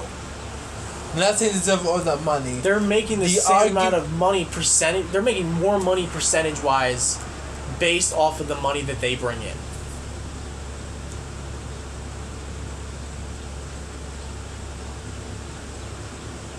I don't know about that. Again, I'm not an expert in sports, but like, I did not know about that. So, If that's true, at least this is in terms of the soccer teams, like, for... you have to show it to me because I need to read it. I have a graph. It's somewhere. I'll find it. Yeah. But if you look at it, financially, the men's team made a lot more money in terms of the World Cup and the Olympics, like just viewership off of the Olympics. And then off of that, yes, the women FIFA actually loses money on the Women's World Cup every year. Like, because viewership is just that low right now. But what's happening? It's increasing. Right? It's increasing. Right. So, what do you expect the trend to be with increasing viewership? More money. You want me to put this in terms of acting? I'm not gonna pay Meryl Streep for a movie that Meryl Streep is not in. Even if she demands that money because she does the same job.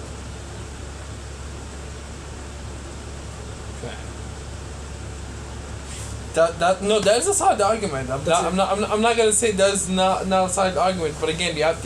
And then if she was in another movie, Yeah. like, I'm not gonna pay a low grade actress, at least in terms of skill wise. Again, we're talking skill wise in terms of viewership wise. The same amount of money, the same amount that I'm gonna pay Meryl Streep. Especially if she says, I deserve to be paid this amount of money when she hasn't been around as long as Meryl Streep, and she hasn't proven anything. The U.S. women's soccer team has proven they're the best in the world in terms of women's soccer. Yep. We know that. We're paying you for that. We're paying you based on that. They should be getting paid a little bit more, probably. I will not deny that. They probably should be getting paid like a little bit more. Yeah. I don't know the exact numbers. I'd have to run them. Yep. But, you know, based off of viewership and based off of skill, I'm going to pay to watch Cristiano Ronaldo and Lionel Messi much more. Okay. This article is from the ESPN.com. And it's talking about, the title is Analysis, What Equal Pay in Women's Sports Really Means. And in a portion of it says,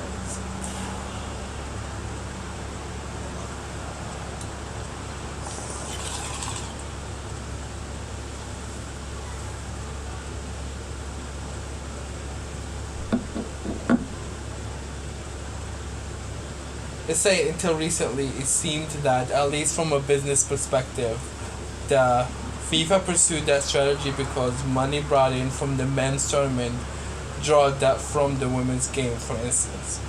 That the FIFA says that the 2018 Men's World Cup generated $5.4 billion in revenue. Meanwhile, the organization financial report projected just 131 million in total revenue from the 2019 Women's World Cup, a number that spread like wildfire amongst outlets that summer. The U.S. soccer lobbyists even used their argument that the American women's national team is paid fairly simply because there's so much less available to pay them. Yeah, no, that's it. There's just less money to pay them. No, but this is saying that the FIFA's report, they're saying they generated more money, but they reported to have only not a lot of it. So again, the association did generate more. So the winners of so they generated $110 million, right? Yes. So the winners of the tournament won $30 million. Right? Yes. Okay? That's $80 million off. Then you gotta pay the players who played in that tournament. Guess what? All those players combined probably equal around that. Then you gotta pay for the stadiums in order for the players that the players played in. Also, you had to pay for all the advertisements worldwide.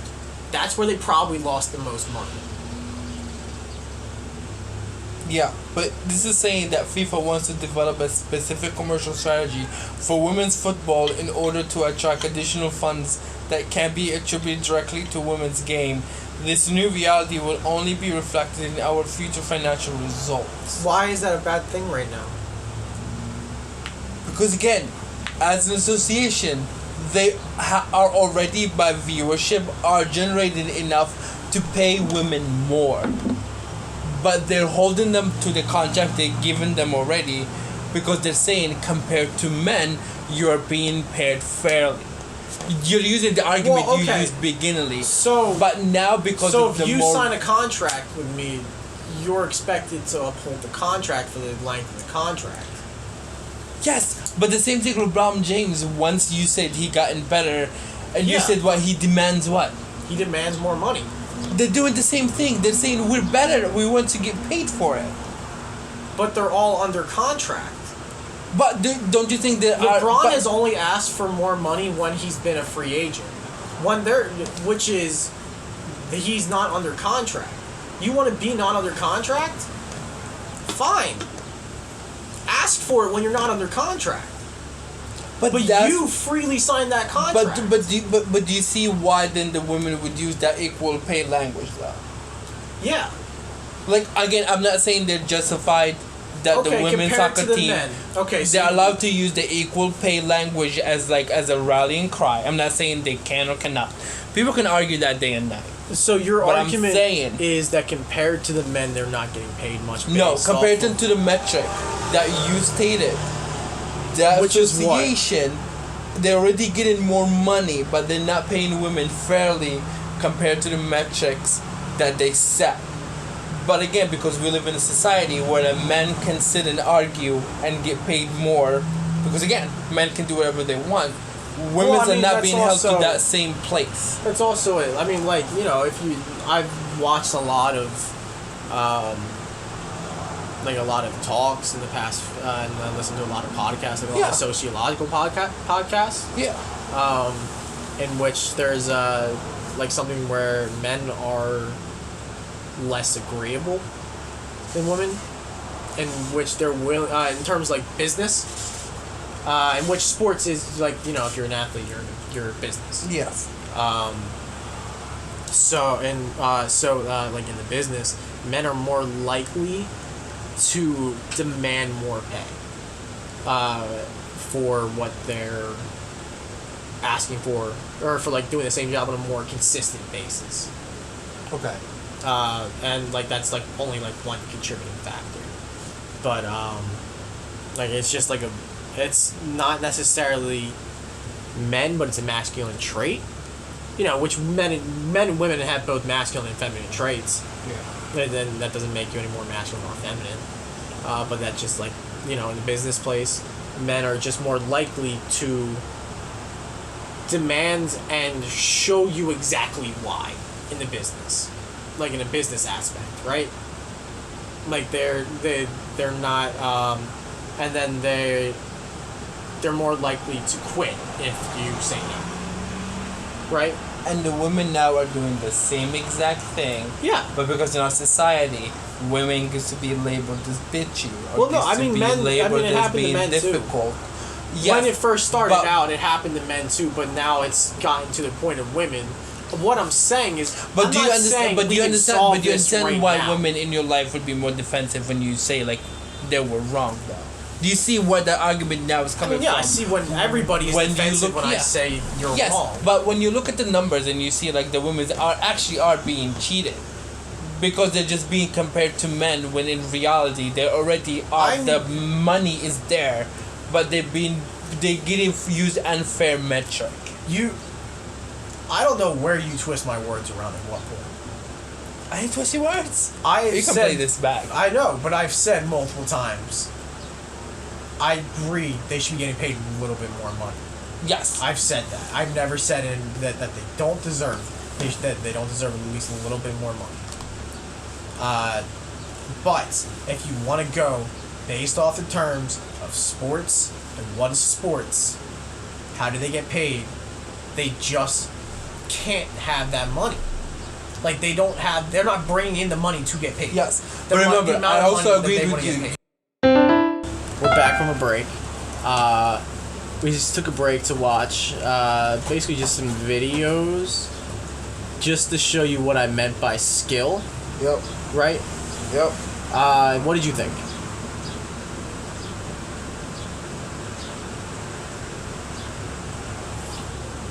In terms of what I was talking about earlier, in terms of like how the game looks, in terms of speed, skill, just overall like excitingness. Right? Because we watched the difference between the men's and women's soccer, NBA, WNBA, and then men's tennis and women's tennis. Yes.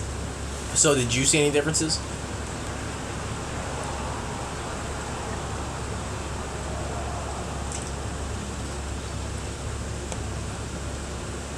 I think there's a difference between the basketball and the tennis. They're two different sports. And I'm talking about in the individual sports.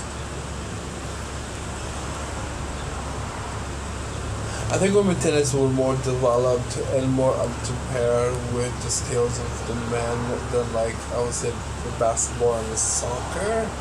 But at the same time, you said earlier, the time in the history where those organizations started and where the time they are right now is different. Yeah, like women's tennis has been around. I believe it's been around longer than in terms of like when men's tennis was around. Yep. To terms of when like NBA and WNBA has been around, and men's soccer to women's soccer has been around. Yes. Right. So we took a break to just watch that. But at the same time, that also like you can't also deny that for a skill to develop, you have to invest in it. Yeah, you have to invest in it. So and the team and the people who are in the league now, what's the point? How can you attract eyeballs and dollars if you're not invested in it? Well, I think so. I think there's one of two ways, right? Okay. So that you can fix this. So the first way is you let the women and the men play in any exhibition thing, or like an actual tournament, just to show everybody what would happen. You know, a tournament. Okay. Not a whole year league, because you don't want to demean anybody, right? Because just in case you so do you know how divisions are made in college?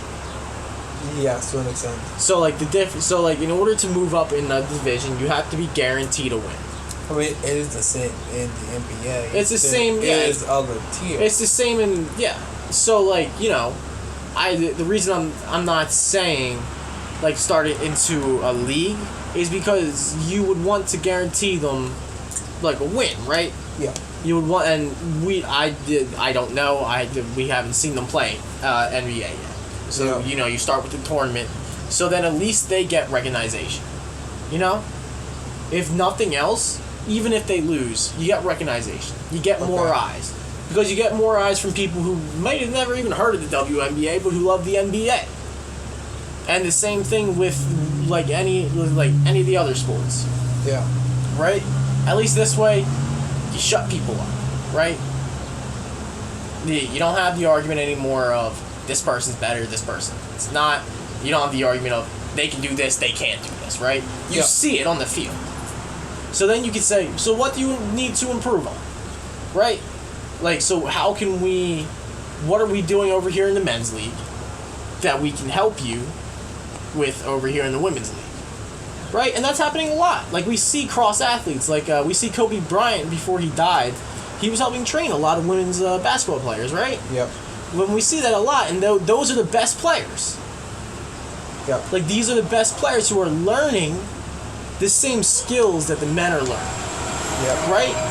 So you get that, you get more eyes on them, and this is in terms of any league, right? And then that way, more eyes equals more pay. Sure. So, and then eventually, if you want to go along with, well, men and women can play together. So then you start them. You have this. How do you change those differences, right? How do you change the massive, at least the skill leap that we can see, and whether it's massive or not, because there is a skill difference that we can see. Yes. In terms of the men are arguably better in what they do, at least if you look at it team-wise. Team-wise, all the way around, not in terms of championships or winning, but in terms of pure skill. Their game is more developed than all. Yes, it's more developed. Yeah. Yeah. So how do you change that? You start them out at the same age. Like, young men are started out in their sport before the age of 5. Most children, most professional athletes, if they start that sport, they started playing it much earlier. Most soccer players start at a very young age. They go to the academy, and they're taught their whole lives. Most women, I believe, don't start the sports they're in until about middle school or up. So already there, you have a gap, right? Yeah. You have about a 7-year gap in terms of skill. And in terms of if you can program a kid to be an athlete, it's easier than to program an adult or to program a middle schooler to be a pure athlete, right? Yep. So if you get women earlier, then you can program them to be just pure athletes, right? And the athletes that we see now, in terms of you start them out at the same age, you teach them the same stuff. That way you don't lose the excitingness that you get in terms of sports, because for sports, if it's not getting more exciting, it's not good. That's the other argument for equal pay, is to have equal resources for women's team to get scouted younger, get access to the same access as men. So we agree on that. Yeah, but we people agree on the don't talk solution. about It's that part. It's this get more, at least get them in earlier. Yeah. Get them earlier so they can train better. Yeah. Because a lot of it is training. A lot of it is about how you train. If you And it's sometimes it's not even about how like hard you're pushed. It's not about that because every person is different. Every person can be pushed extremely hard and still be pushed to their limits, or be pushed extremely hard and their limits aren't even reached. But also, don't you think the women should deserve more pay if they're getting more dollars in? Yeah. Okay. If they're getting more dollars in, definitely pay them what they're owed. I never said that they did it. I'm just saying in terms of sports and in terms of the overall, like if you look at it big and if you look at it through the finances, Yeah. how do you pay them? Because if they're not bringing in money, then you can't pay them. If you're not getting money to pay the people that are bringing you in that money, Yeah. you can't give them more money. The metaphor that I have is if I'm making $9 million, Yeah. you cannot ask me for 10. Alright, so I'm gonna cut us off there because we are running out of time. Yes, we are. And we have gone a long time. For the first sitting, yeah. For a first sitting, yeah. For a first episode, we've gone a long time. I mean, but these are hard issues. They're heavy issues, too. And obviously, we can't solve it. We're not trying to solve it. I'm just trying to bring more of a discussion to it. And if you have any, like, you know, if anybody else has anything to bring to the conversation, I would love to hear it. Because if I'm wrong, I'm wrong, you know? Yep. If I'm wrong, I am wrong. And, through this conversation today, I've, at least through the Israeli-Palestine thing, I'm able to see more into the Palestine thing, right? Yep. And I'm able to see that it's more, that it is so much bigger than what we're showing. Yep. So for the next time you and I talk, do you have anything? Like any topic that you want to bring up? And if not, we can discuss it at a later time. I mean, there is a lot of fucked up shit going on. Yeah, bro. You can pick any topic and it can be hours. Give me one right now. God, we can talk about how QAnon next move is right now to get elected in school boards and in local governments, so they would, change local policy. Okay, well, we can save that topic for next time. That's fine with me. Yeah, we'll bring up any topic. Thanks for coming, bud. I appreciate it. Let's go have a good time. Yep.